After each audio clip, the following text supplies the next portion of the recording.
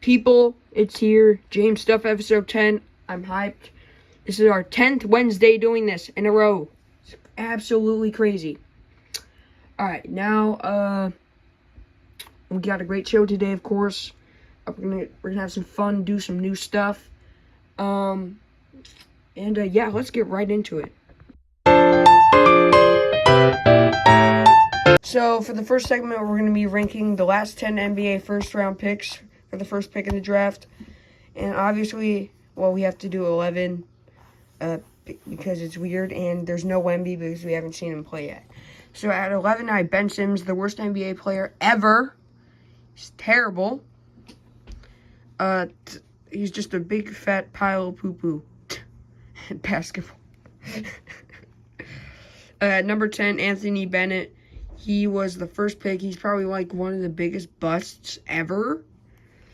He was supposed to be real good, but then he averaged like 4 points a game.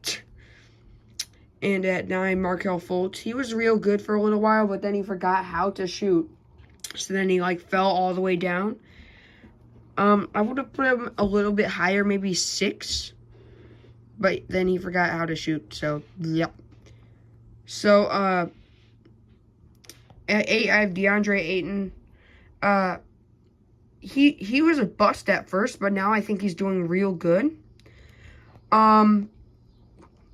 He's actually not that bad, to be honest. So, just gonna say that. And at 7, we have Cade Cunningham. He's doing just fine. I like him on the Pistons. I think he will be a great star someday. Be a top 20 player ever, arguably. Sorry, the wind. Stop. And at number 6 we have Zion. When he is playing, he's the best player in the entire league, but he's just injured all the time, so we can't put him any higher than 6.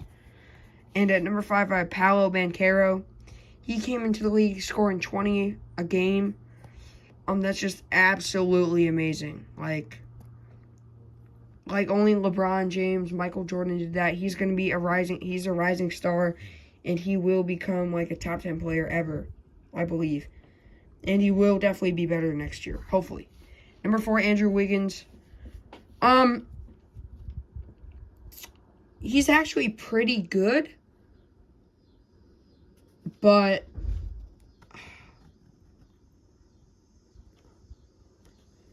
he is pretty good. I'm just going to say that. I like him.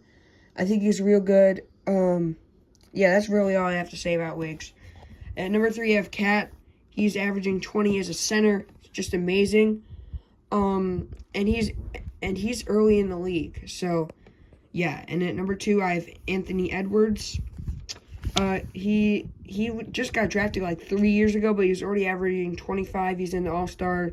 Same thing with Cat. And, of course, at number 1, I have AD, like a top 50 player ever.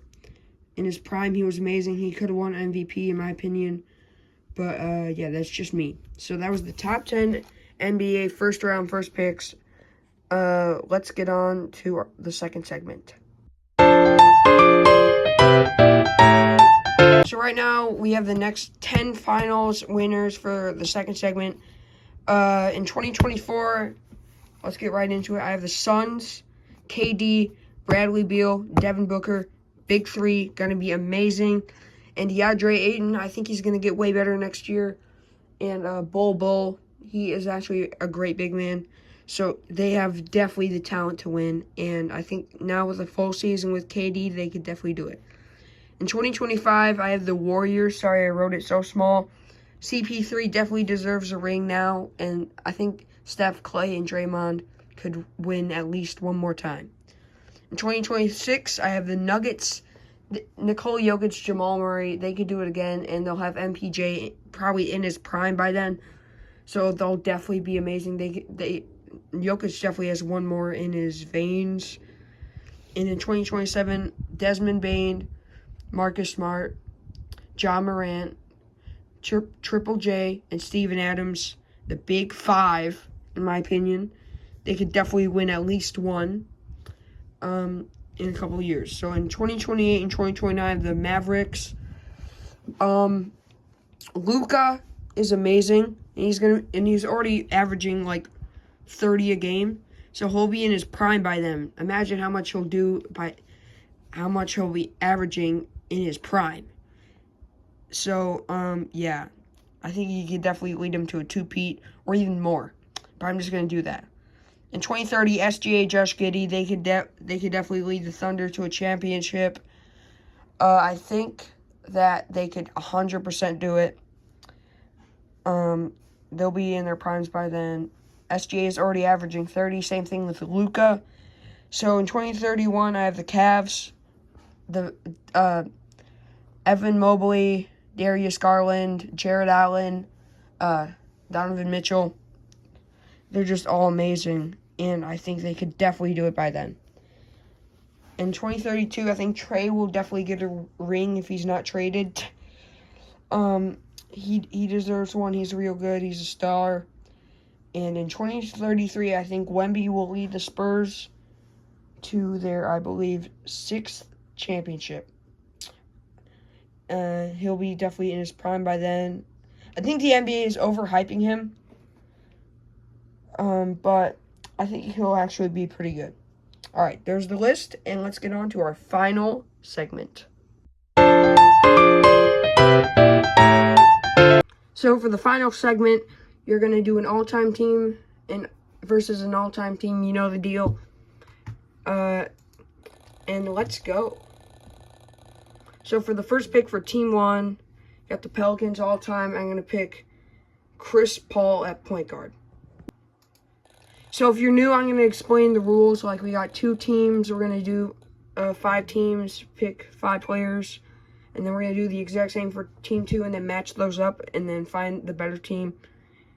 And the LA Clippers, I'm going to pick probably Kawhi Leonard at small forward. I mean, this team is not great at all. Like, all right, there. I'll pick, I think their best player all time would have to be KD, so I'm going to pick him. I actually picked Dr. J instead because I think he's better than KD.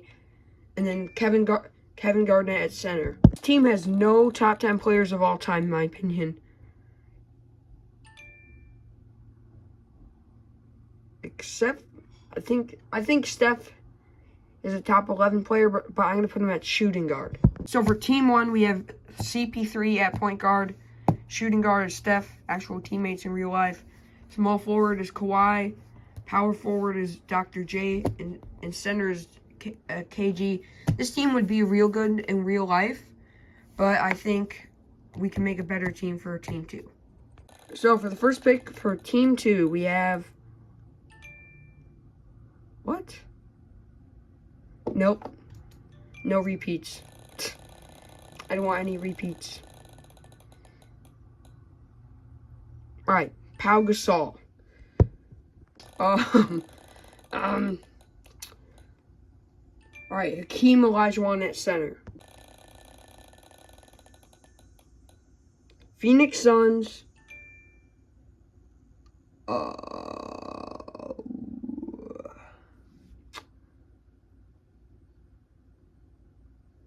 I'll put Barkley at small forward. I know he's a power forward, but I just had to do it. Blazers, Drexler at shooting guard. And for point guard, we have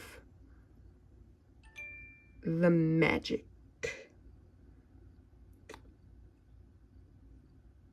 I'll take Tracy McGrady. Alright, so we gotta match them up. CP3 versus T-Mac. I think T-Mac would win, so that's a point for Team 2. Steph and Drexler, that's definitely a point for Team 1. Kawhi and Barkley, that's a point for Team 2. Dr. J and Powell, that's another point for Team 1. And KG and Hakeem.